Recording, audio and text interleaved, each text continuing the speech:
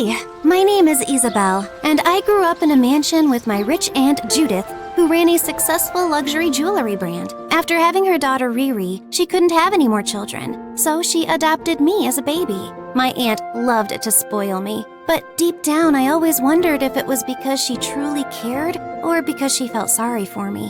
When I was 5, I won a singing competition, and she gifted me a massive dollhouse. I was happy the entire day, until my cousin Riri ruined it. She was 3 years older than me, taller, prettier, and meaner. She had everything, but somehow my very existence offended her. Seriously? She gets a castle for singing a stupid song?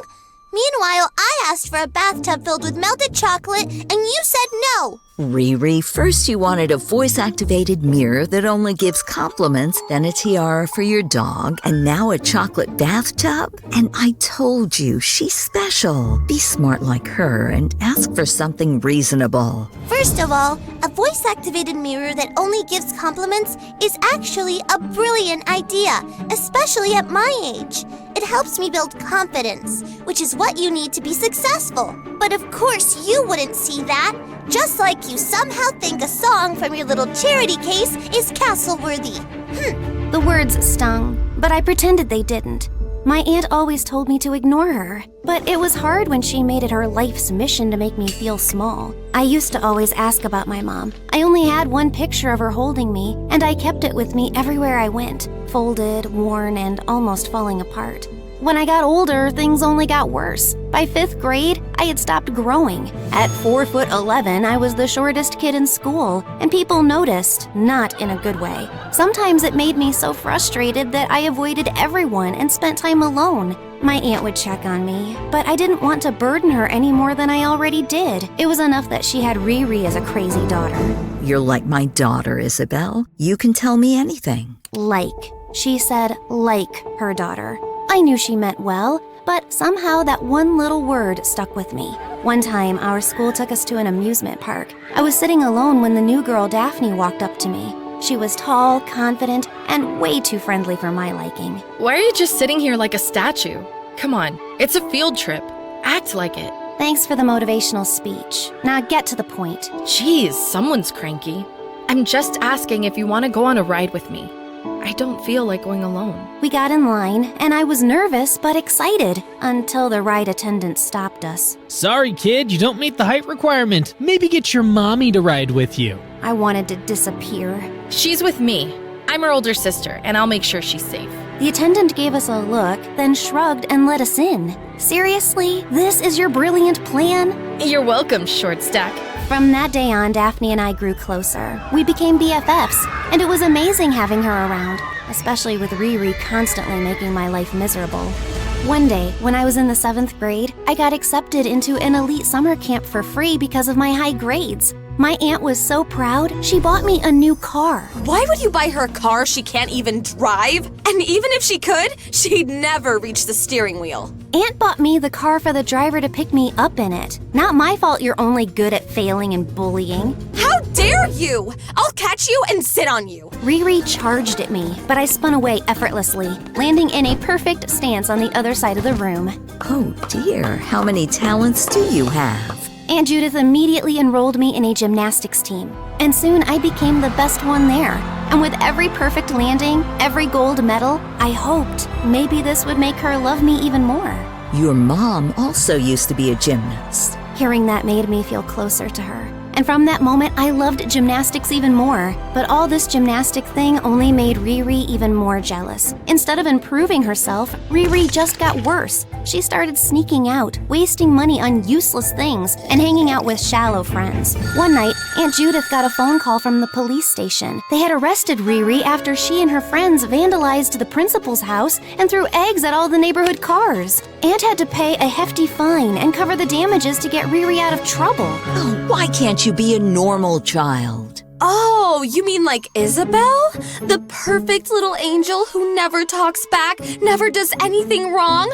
Why don't you just adopt her and finally get rid of me? Hey, don't talk to Auntie like that. She loves you. You just refuse to act like a daughter. Shut up! No one's talking to you. This is between me and my mother, you charity case! That's enough, Riri. I have given you enough chances, and you've always disappointed me. And what about you?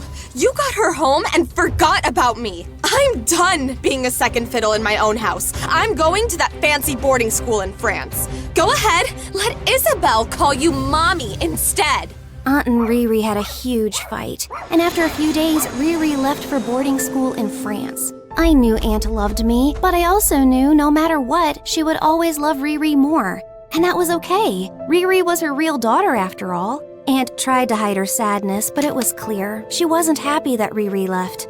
I guess this is what they mean when they say a parent's love is unconditional, even when their child doesn't deserve it. At least I had Daphne around, but things at her house weren't great. Her dad was unemployed, yet he'd go missing for days and then come back like nothing happened. Her mom worked 2 jobs just to make ends meet. You know what annoys me? Not just that my dad is a useless human being, but also a liar. He keeps bragging about having another family.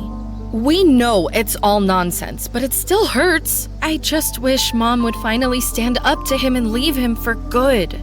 She's incredible and doesn't need him. Yeah, that sucks. Wow, that's all you've got? You're terrible at this, you know that? Hey, I've told you 100 times already, and here I am saying it for the 101st time. Just come live with me. Aunt Judith already agreed. She likes you and thinks you're a good kid. She'd think anyone is a good kid compared to the airhead she gave birth to. One day, when I was in 9th grade, my aunt told me she had to go on a business trip for an entire month. I tried to convince her to stay, but she wouldn't change her mind. Isabel, this is a huge opportunity for me. I can't miss it. Besides, you're a responsible kid. You can have Daphne stay over, and I'm sure you two will have the best time. That night, I slept next to Aunt Judith because I knew I was going to miss her a lot. A few days later, Daphne came to stay with me. One afternoon, while we were chilling in the living room, someone knocked on the door. I opened it and saw a beggar standing there. She had a scarf wrapped around her and wore oversized sunglasses. But something about her felt weirdly familiar. Oh, dear. God gave you a big mansion, not because you necessarily work harder than everyone else, but because luck was given to you. Keep passing on His goodness, and He will give you more. A few coins is all I ask to feed my children. Yeah, sure. Wait here. Would you be a dear and let me in? I've been walking since morning, just a moment of rest, and that's all I ask. I won't forget this favor. I'll keep you in my prayers, always. I didn't see the harm, so I let her in. Halfway up the stairs, I suddenly remembered I'd left my purse downstairs. I turned back, and there she was, standing by the entryway, grabbing a crystal diamond decoration off the side table and shoving it into her bag. Hey, what are you doing? Hearing my shout, Daphne rushed out from the living room and grabbed the woman's wrist, stopping her mid-motion. I ran down and yanked off her sunglasses and scarf. Mom? I can explain. I didn't know this was your friend's house. I swear. But still! Mom, you're a thief! How could you do this? I'm not a thief. I ask rich people for help. And sometimes I take a little. So what? They won't even notice. Oh my god! Is this your side job? Or is this the whole job? Begging and stealing? How else am I supposed to feed you? Pay for your bills? You think that useless, worthless father of yours is gonna do it? They started arguing, Daphne freaking out, her mom making excuses like it wasn't a big deal. Enough! They both turned to me. Just go. I'll talk to my aunt and see how we can help. Daphne's mom scoffed, grabbed her bag, and stormed out. You don't have to do anything for us. I'll leave for now. Then she was gone. That night she sent me a message. Things at home are chaotic. I'll talk to you in a few days. I didn't see her for days. I understood her though. I would never have judged her. I didn't want to pressure her, so I gave her space. At least I still had my aunt, and I was FaceTiming her almost every night. But one night, no matter how many times I called, she didn't answer. I remembered her assistant's number, so I called. She told me they had been searching for my aunt since that morning when she left on her private jet for a short domestic flight. They had lost all contact with the crew and suspected that something had gone wrong. My heart dropped. I kept praying for her safety, but a familiar fear crept in. The same hollow, aching feeling I barely remembered from when my mom was gone. Except this time, I was old enough to understand the weight of it. The next day, I heard the doorbell ring. Miss me, cousin? Riri had just moved back into the mansion like before. But what about your school? It's my last year, and I wasn't feeling like finishing it. Also, I heard about Mom, so I came to be by your side, cousin. How did you hear about Aunt Judith? In case you forgot, I am her daughter. We talk. And her assistant told me the same thing she told you, so I immediately booked a flight and came here. Oh, by the way, I brought a guest. I hope he doesn't bother you. But if he does, well, I don't care. This is my mansion. This is my home. Just then, her guest stepped inside, and I couldn't help but notice how familiar he looked. Is he your boyfriend? On trial. I haven't made up my mind yet. He's my classmate, but he's a cutie, right? On a scale of 10? Solid 9, yeah? I looked closer at him. My stomach dropped. The resemblance was unreal. He looked just like Daphne. His name was Nathan. Riri kept insisting that he and I were strictly forbidden from interacting with each other. Never talk to him. What if he is, I don't know, coughing and about to die? If he's dying, you call me. Riri, an emergency! But if he's just coughing and clearly just needs a glass of water, then you call me, Riri, an emergency! See the difference? First one is Riri. Second one is Riri. Got it? Or do I need to write it down for you? What's it like going through life without a single working brain cell? Say that again. Let me simplify it for you. You are stew. Before I could finish, Riri lunged at me. I started kicking her, but she knocked me down and sat on top of me, pinning me in place. God, I've been waiting for this moment for years. Jeez, when did you get this fat? No wonder you wanted a bathtub full of chocolate. You were planning to drink it. I shouted for the maids and shoved Riri so hard that she stumbled back, knocking over her boyfriend, who apparently had been about to pull her off me. He winced in pain, then she smacked his neck. Man up! Instead of defending me, you just stood there like an idiot watching. No, he didn't just stand there. He tried to help me. He was pulling you off. No, he didn't. Yes, he did. He already likes me. Nathan opened his mouth to speak. Shh! Is that your mouth moving? You don't talk, you don't breathe, you don't blink unless I give you permission. Then she grabbed his hand and dragged him upstairs. What is she hiding this time? For the next few days, Riri treated Nathan like her personal assistant. He carried her bags, brought her breakfast, and basically followed her around like a lost puppy. I tried to corner him multiple times, but he always ignored me. Until one day he was struggling to balance a ridiculous tower of whipped cream, marshmallows, and a giant stack of pancakes in one hand, while clutching a bunch of papers in the other. He nearly lost his footing. I quickly stepped in, grabbing some of the toppling food just in time. Thank you. You're welcome, Nathan. I'm here if you need anything. And I'm here if you need a punch in the face, cousin. As Nathan walked away, a piece of paper slipped from his hand and fluttered to the floor. I picked it up. It was a card with his face on it, the words written in big fancy letters. Happy 18, dear. Wait, 18? How could he be in Riri's class if he was already an adult? The place felt suffocating, so I decided to visit Daphne for a change. But as I got closer to the door, I heard shouting and screams. I rang the bell and Daphne opened it without a care in the world. Oh, cool. Perfect timing. Come, enjoy the show. Inside, her mom was swinging a kitchen spoon wildly, while her dad sat on the couch, calmly playing on Daphne's iPad, the one she had won in her school's science competition. You spent my last $20 on a lottery ticket? I was supposed to buy dinner! It's called investing. You don't get rich without taking risks. And when I do, I'm moving in with my other family. She swung the spoon at his head, but he ducked just in time. The spoon smacked the lamp instead. She's always aiming for the head, but his survival instincts are getting too good. Why don't you go steal some money, woman? Make yourself useful. I'm gonna steal your kidney in your sleep. All right, it's getting too graphic. Let's go to the park. As we walked out, I couldn't help but think about how messed up everything was. Not just Daphne's family, but mine too. And all I wanted was to be hugged, whether by my aunt or my mom. Just someone who felt like home. Days turned into weeks, and I kept trying to contact Aunt Judith, but there was still no sign of her. With each passing day, the silence grew heavier, and hopelessness started to sink in. A few days later, Riri decided to throw a party, despite my constant arguing. Your mom is still missing. How could you even think about throwing a party? I would throw a party or even run for the presidency if I wanted. That's none of your business, Shorty. I knew there was no point in arguing with her, so I decided to use this to my advantage. Maybe I could get Daphne to come and meet Nathan. Plus, we could wear costumes. 1, to embarrass Riri, and 2, to get Daphne involved in helping me figure out who Nathan really was without Riri finding out. On the night of the party, Daphne and I walked in dressed as Riri's biggest failed dreams. I wore a bathtub costume, covered head to toe in fake dripping chocolate. On the front, a golden nameplate read, Riri's Royal Spa, where luxury meets chocolate. Daphne, on the other hand, had a giant cardboard mirror strapped to her chest that read, You are beautiful, Riri, every time she pressed a button. The room went silent for a moment. Then, boom, everyone burst out laughing. Riri stormed toward us, eyes flaring. Isabel, what do you think you're doing? I know this is you from your height. You look like an elf-sized jacuzzi. Then she turned to Daphne and smacked the button on Daphne's mirror. Okay, this can stay.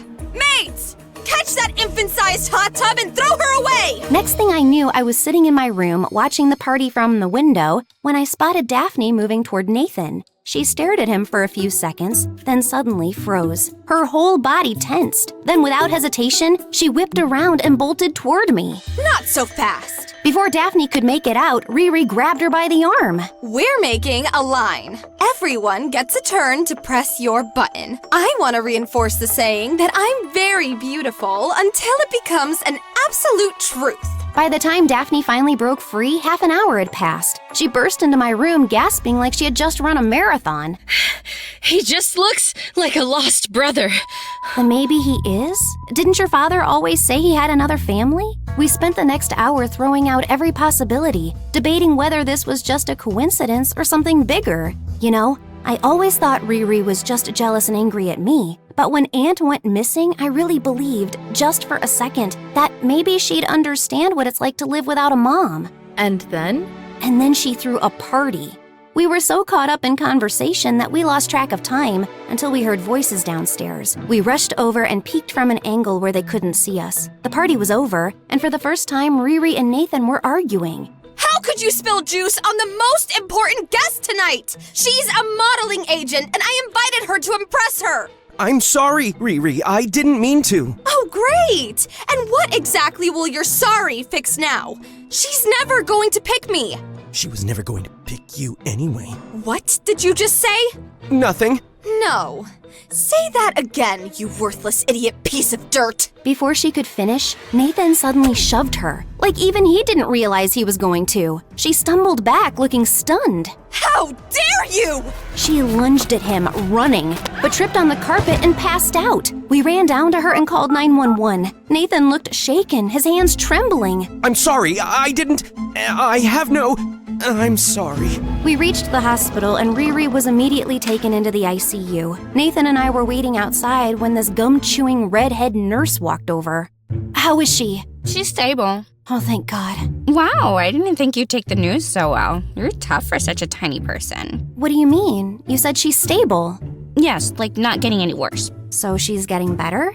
Oh no, not at all. Relax. I just mean she's not worse. She's exactly the same, unmoving, frozen in time like a statue. God. Can we just go in and see her? Yeah, sure. Especially since it'll be the last time. What? The last time she's out cold. Stop talking riddles and tell me if she's gonna be okay. Well, I'm afraid I've tried everything I could. Let her continue. And now the best doctor in the hospital is in the room looking after your sister, so yeah, she'll be okay. I wanted to rip off the nurse's head, but thankfully Riri woke up and we all rushed inside. Someone pushed me. Someone wanted to kill me. Whoa, no one was trying to push her. The annoying nurse was fussing over her, clearly impressed by the wealth and wasting no time kissing up to her. Well, looking at her injury, it does seem like someone really wanted to hurt her. The shock in her eyes. This is classic post-traumatic stress. She's clearly in distress. The human mind reacts unpredictably to such violent events. Oh, so now you're a therapist too? Someone wanted me dead. Catch them! Riri slowly raised her arm and pointed straight at Nathan. Before I could even think, I stepped in front of him. I did it. Obviously! Who else would be that pathetic? Well, that's a surprise confession, and a short one. Nathan looked relieved, but I also caught him glancing at Daphne, his eyes scanning her carefully. The nurse called the police and they questioned me, but in the end, they just gave me a warning and left. For the next few days, I just avoided Riri and her boyfriend, but things with my aunt were not getting any better. I wanted to do something, so I kept visiting the police station, but they told me there was nothing else to do and that all search attempts had stopped. Then I had enough. I decided to attract media attention and start doing interviews. People began noticing my aunt's case, and some even joined me in peaceful protests. Daphne was right there by my side. But Riri, she never tried to help or even fake being concerned. She continued partying and wasting money left and right. One day, after finishing my TV interview, I went upstairs to lie down when I ran into Nathan on the way. He kept his head down, only glancing up when he got closer. Psst! I never got the chance to thank you the other day. Why did you cover for me? I just had a feeling I should. Who even are you? I just can't say yet. Are you related to Daphne? He paused, nodded once, then walked away without another word. I thought about contacting Daphne and telling her, but I decided to wait a bit longer. Maybe she would tell her mom, and her mom was always unpredictable. I figured it was time to get back to practicing gymnastics. I had stopped ever since Aunt Judith went missing, and now felt like the right time for a distraction. Sometimes healing comes from doing what you love, especially when I imagined my mom watching me, proud and smiling. I pushed myself a little too hard in practice and ended up hurting my leg. The doctor told me I needed to rest and avoid many activities for the next few weeks. Perfect. Just what I needed. Staying at home was boring, especially having to hear and see Riri's dumb fights. Did you forget about my nail appointment? Nathan, you've been too distracted lately. I need sharp people around me, fast thinkers, geniuses. If I wanted stupidity, I'd talk to a goldfish or Isabel. So I'm doing you a favor. You're grounded until you learn how to think smarter. Don't ever leave the house. With Riri always out partying, Nathan finally had the chance to talk to me alone. The idiot had literally given us the perfect opportunity after forbidding us from even looking at each other. How does someone get stupider this fast? My name isn't Nathan. It's Alan. I was in Riri's class, and that's how I found out that she was from this town. So I figured if I got close to her, it would give me an excuse to come here without looking suspicious. Suspicious? Why? Because I come from a really rich family. My mom's side, at least. My dad, though, he's a nobody. A total loser. And you already know who that is. Daphne's dad. Yes, I'm Daphne's stepbrother. My mom comes from a really rich background, but she fell in love with the wrong person and had me. Her father, my grandfather, never truly believed that my father existed and always saw me as a stain on the family. He never truly accepted me as his grandson and gave all his inheritance to my cousins instead. The ones with respectable fathers. Wait, so your grandfather doesn't even know your dad is alive? No. My mom tried her best to convince him, but without knowing where my dad was, we had no way to prove anything to my grandfather. Mom left a few years ago, and after that, there was no one left to help me uncover the truth. So I had to take matters into my own hands and search for him myself. It was only recently that I got a lead. My dad was in this town, but I couldn't come here alone. My cousins have always seen me as a threat, and if they found out that I was looking for my dad, they'd do everything in their power to stop me. If they found him first, they'd make sure I never did. I couldn't just show up without raising suspicions, so I needed a cover. That's where Riri came in. A rich, spoiled girl who wouldn't question why I was suddenly hanging around. All I had to do was play along, pretend to be interested in her, and make it seem like I was just another rich kid chasing wealth, at least as far as my cousins were concerned. Riri, on the other hand, thinks I'm some desperate, dumb, poor kid trying to break into her world. And honestly, that worked in my favor. So I posed as her boyfriend and came here. But it's been a painful journey. But I found out you're 18. How are you even in Riri's class? Well, I had to retake my senior year. All the drama with my family messed me up, and I failed the first time. I told Nathan I'd talk to Daphne, explain everything, and that we would help his dad confess he's the father. I promised to do everything I could to help him out. When Daphne and Nathan finally met, it was awkward. But eventually things worked out, and her father agreed to go with Nathan to his grandfather and confess that he was his father, on one condition. I might do it, but maybe you need to pay me $10,000. All right. I meant $20,000. All right. Daphne's dad started coughing, clutching his chest like a dying man. Actually, $40,000. All right. Daphne's dad suddenly collapsed onto the couch, wheezing like he was on his deathbed. I see the light. What I meant to say was $50,000, and it's over. Daphne's dad immediately sat up, miraculously healed. Pleasure doing business with you, son. Nathan handed over the money, and just like that, the deal was sealed. Nathan also suggested helping us find Aunt Judith. I have a feeling Riri is hiding something. What do you mean? I know she's stupid, but not this evil. We should search her room. That night, we waited for Riri to go out, and the three of us snuck into her room. We searched everywhere, but found nothing. What do you think you're doing? We spun around to see Riri standing at the door, calmly licking Nutella off a spoon. If you're looking for something to help you find Mom, don't bother. I already did. I hired expert investigators and they found her. Turns out she lost her memory on some island. I've been paying for her treatment. Don't worry, she's in one of the best hospitals. I just didn't feel like seeing her anytime soon. Are you serious? We've been searching for her for months. The entire town has been helping us. Why didn't you say anything and save us all the effort and the stress? What is wrong with you? And you were all very cute about it, very passionate. Gold star for effort. Calm down, she's fine. I'll give you the hospital's contact and you can deal with it from now on. I'm done. She never loved me. The only time she ever called was when I was in trouble. Which is almost every day? She loved you unconditionally. Shut up, Isabel. And by the way, Nathan, I know you're not poor. I'm not that dumb, but I did enjoy making you my personal servant. And with that, she grabbed the bag she had already packed and walked out.